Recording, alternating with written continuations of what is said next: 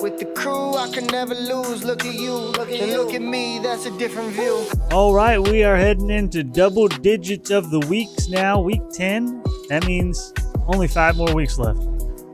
Yeah. Comeback season starts right now for me. Hopefully. Probably not. Last week, 9 teams score over 100, and 3 of them scored over 140. So, I mean, just points galore last week, and the median over 115. That's the third time this year it's been over 115, which is the most since 2021. We just usually have those few teams that are going to score low, and all of them but one moved up. Alex still doing his thing. If there's one thing you can count on, it's Alex scoring under 100. Yeah. He got that win last week, so he was just kind of riding, smooth sailing this week, enjoying the victory. But yeah, getting into the games, Jacob, you versus Chris. Yeah, so I had 105, 50-point lead going in. The shitty quarterback from Kansas City decided to actually play this week and decided to only target Travis Kelce. 16 targets, 14 catches. That's just 7 points right there that Travis Kelce just off of catching the ball 3 yards beyond the line of scrimmage. I did have the win going into overtime, but because of overtime, I lost the win. A great way to kind of signify my whole season and how it's gone so far. Garrett versus Alex. Garrett has had Alex's number all but one time. This week was no different. Doubled his score. Made sure that Alex Apocalypse was not coming back for a second week in a row. Yeah, that was actually Garrett's highest score ever in our Dynasty League. He has 2 of his 3 top scores this year. So he is just on the up and up right now. I want to give Garrett some props here. I didn't look at his bench or anything, but 2 of the receivers that he started this week popped off. And I wouldn't have started Quentin Johnson, for example, off of his previous performances, but then he did. Boy, did it pay off. So props to Garrett here for that. It is kind of unfortunate that he had to waste the 140-point game on a 70-point opponent. I mean, the way the standings are shaping up, points for a tiebreaker might come into play. So getting all the points you can any week is probably going to be worth it at this point. Yeah, I would like to score 140 points. Of course, I would probably lose to somebody who scored 145, but that's fine. 140 points would be nice. Colt versus Chase. Colt tried to mount a comeback during that Chiefs game with B-Hop now on the Chiefs, but comes up short even with overtime, and Chase takes the 2-0 for the second straight week, both weeks at 120. Yeah, I was pretty disappointed with Chase's team. Actually, not Chase's team, more just whoever the Vikings played decided to single cover man-to-man with no safety over the top on Justin Jefferson pretty much the whole game. And I was losing my mind. He had 8 catches for 130 yards. At some point, surely the defensive coordinator's maybe. I should clarify, I'm mad at Justin Jefferson because I lost the median because of that. Not because I don't like Chase. Right. Just to clarify that. So that's... Yeah. Aaron versus Mir. That was the heated matchup from earlier in the year. All signs were pointing to Aaron winning. I mean, ever since that matchup, Aaron's been on the up and up. Miller's been all over the place. But turns out Miller just has some sort of hatred towards Aaron. And he scores 146, which is his highest score in over a year. Really brought it to him. Yeah, from the very beginning, too. Mir's team started off hot and continued all the way through the weekend. And the best part was, I don't know if he was even watching, because a couple of messages later on, he was just oh, look at that, just happy. That's also 2 times now that Joe Burrow has scored over 40 points and Aaron loses in those weeks. So apparently he can't have a quarterback score super well or he's just going to lose. Weird trend. Yeah. Game of the week was me versus Kev, and I finally got the right lineup set. It was the first week since the beginning of the year that I was able to get pretty much all my points on the board there. For a while, I was kind of nervous that, Kevin, you were going to just stay up there with me. Or every time my projected score went up, yours kept going up too, and I was like, okay, now hold on. All right, Jacob called in a hit. Jags hurt A.J. Brown, who that was the only person they were playing defense against anyways. They let Saquon do whatever the fuck he wanted, including a backwards goddamn hurdle. Yeah. So, okay, as soon as I saw that play, I'm like, that is awesome play. Yeah. I really hate that was against the Jags because I'm going to see this so many times from here on out. Our game was completely over after the 4 o'clock game, so... That was nice. But yeah, we can jump into the standings. It's getting real close now. Yeah, it is. And also, every team in that window that we've been pointing out, 4th through 8, every single one of them moved this week. So it's just going to be like that until the end of the year, it seems like. Me, Aaron, and Kevin, top 3, didn't move. And then it's Miller, Chase, both tied with Kevin now. And then Garrett, Colt, and Chris also in a 3-way tie. Jacob, about 3 weeks behind there.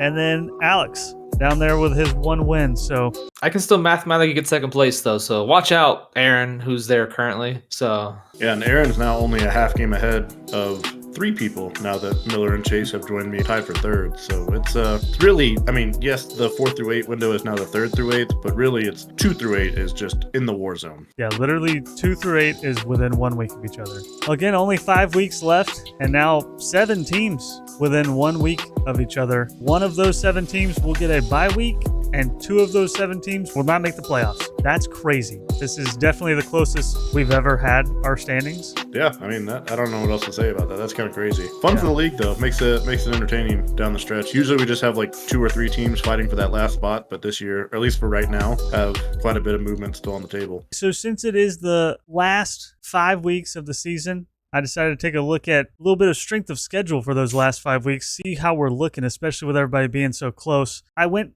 and got everyone's points per game and then just kind of averaged them all together to see what you're going to be playing against. And at the top, Miller, 113 points per game is what you're looking to go against these last 5 weeks. You do have to play me 2 times this week and the last week of the season, so that does bring up that points per game a little bit. Number 2, Jacob, 112 points. You have to play Kevin twice. Not only that, these next 3 weeks you play Kevin, me, then Aaron, who are the top 3 scorers. So yeah, that sounds awesome. Number 3 is Chase at 111. He has to also play me, Aaron, and Kevin, the top 3. Not the best schedule you could have pulled. Then we have Chris at 110. 4 of his 5 games is against those middle teams. He gets to pave his own way, basically. Then Colt also at 110 points per game. He is playing me and Aaron in these last 5 weeks. And then 2 middle teams and a bottom team. Garrett, 104 points per game. So a big old drop off there. He's looking decent. Has to play Aaron this week, but then gets Colt, Chris, Mir, and Alex. So 3 middle teams and then the bottom team rival week.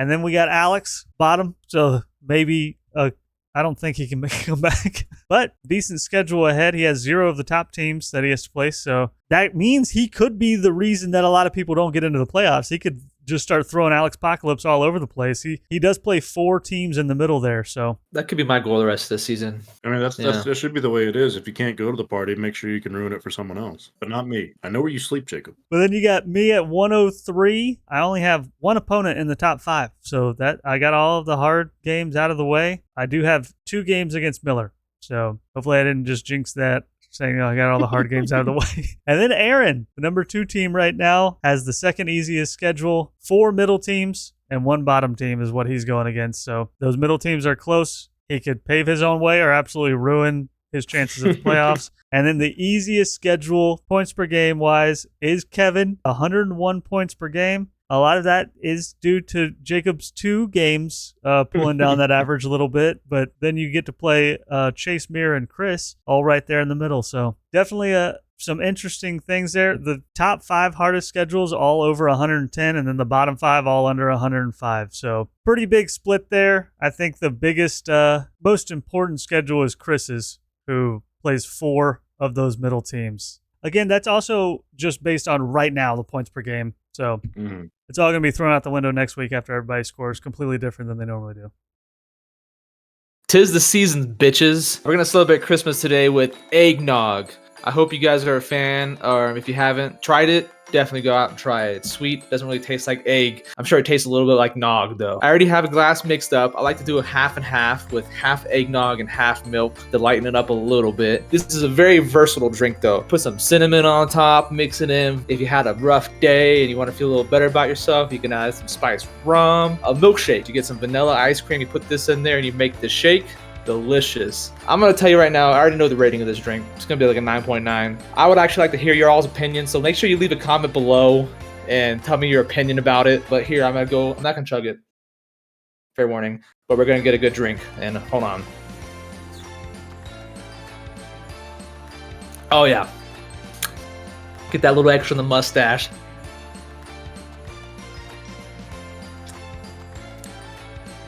Hold on, I'll do a little better. Hold on.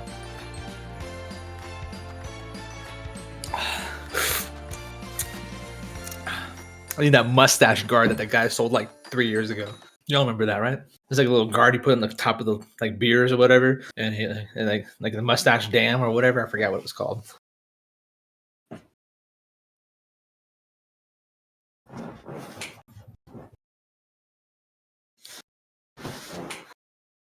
All right, everyone, moving on to this week's games. We're going to start off with Trade Station versus Abilene Woodpecker. Hey, I got to cut in here for a second.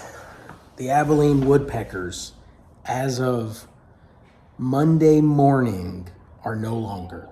After a long talk with the city of Abilene, the Woodpeckers and myself, we have decided to move. It was definitely nobody else's decision. The government definitely didn't force us to move. We started on our journey. We packed up all of our gear, all of our stuff, and we set out on a journey to try to find a new home and see what city would take us in and what city would love to have us as a brand new team with fresh beginnings.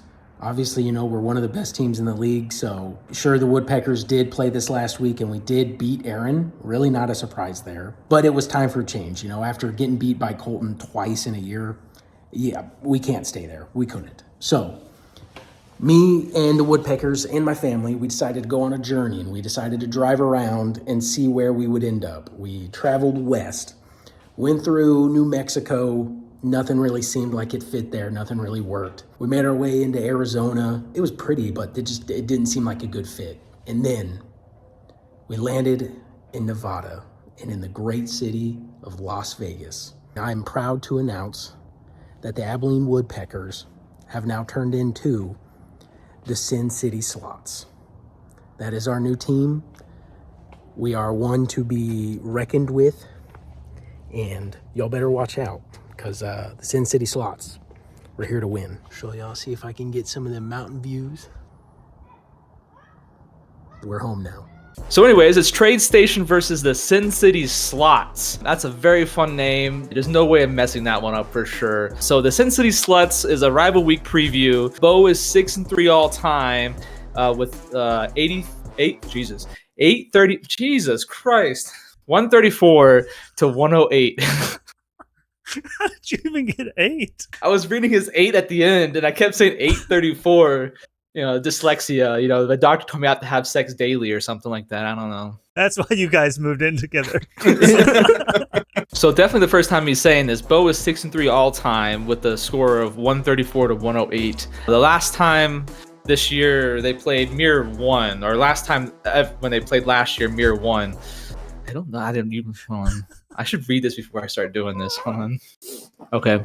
So the last time they played each other last year, Mir actually won that matchup. But if they played every week this year so far, Bo would be 8-1. So it's not looking too good for Mir unless the timing is great, which is possible because I mean it was a great week by Mir last week. So I don't know if you're worried about playing your rival this week, Bo. Yes. I don't think I'll hit 160 again. I have a really hard time setting the right lineup. And he has something against Aaron, so I'm hoping that doesn't carry over to the other Price brother. I gotta play him again at the end of the year, so gotta get through Miller twice. And I am nervous, especially with the name change. People coming off name changes have been really good. Yeah. Chase was really good coming off name change. Yeah, because I changed my name this season. No, I'm about to do it again next season. Mid-season change. That's where you screwed up. So from here on out, I'm changing my name every week. That's a strategy. I think that takes us into our next matchup. So we got Mixing It Up, speaking of name changes, versus Christastrophe, a middle matchup. Second matchup for them this season, week 5. Chase won 93-90, so it was real close, low-scoring affair. Also a C versus C, we used to talk about that a lot. 5-5 all-time in the series, 113 to 110 average, so earlier this year was a little bit below average for score-wise. If they played every week, Chase would be leading it just barely, 5-4, so they've pretty much been almost the exact same all season. So this should be a pretty good matchup. Both of those teams are the ones that are like, oh, going into the year, they're going to be top 3, top 4 teams at least. And both of them just right there in the middle, just consistently. I feel like if we looked at our line graph, this is their line going. Jacob, you comment on my line graph? I don't know, you're the expert. I thought that was a beautiful line graph, honestly. Okay. So great job with it. Important matchup. Like I mentioned earlier, Chris playing 4 teams in the middle these last 5 weeks. So matchup number 1 of them. Perfect timing, Rocco. All right.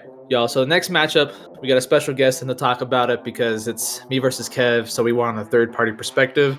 So, buddy, let's have you go over the matchup this week, okay?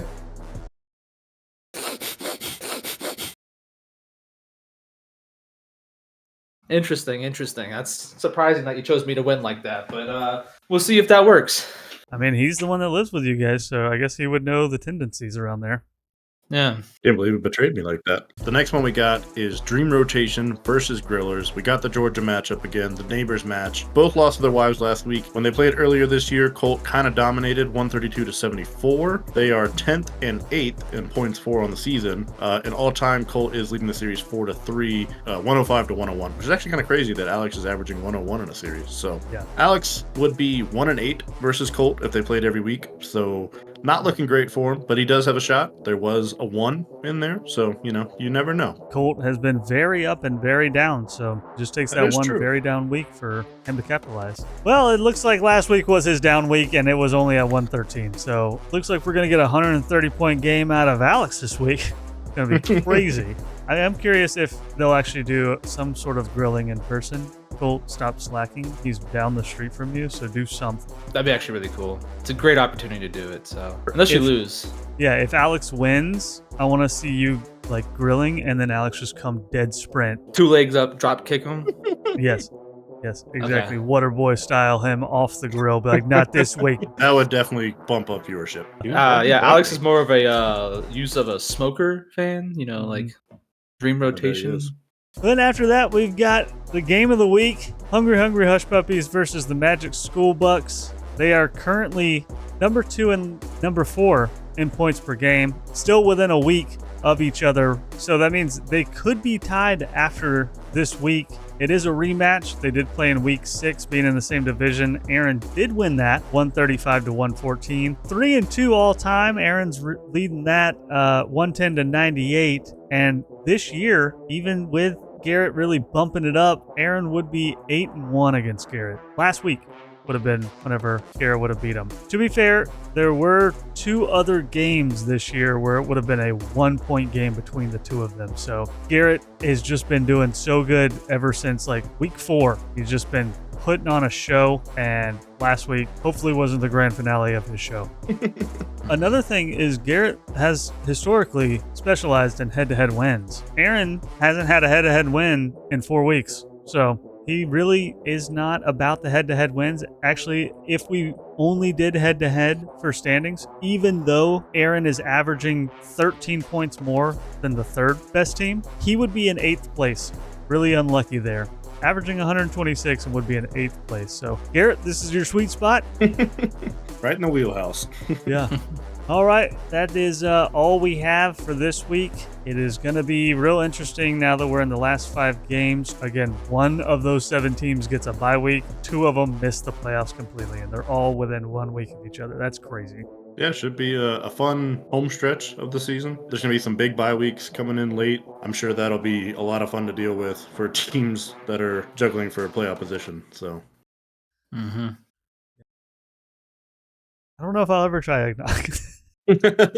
It's a pretty divisive topic on the show, so I would like to hear everyone else's opinion. Because I tried it as a kid, and I didn't like it. I think the milkshake version is probably going to be the best. I feel like that's the best way to try it. I think if you go in think you're gonna hate it, you're gonna hate it.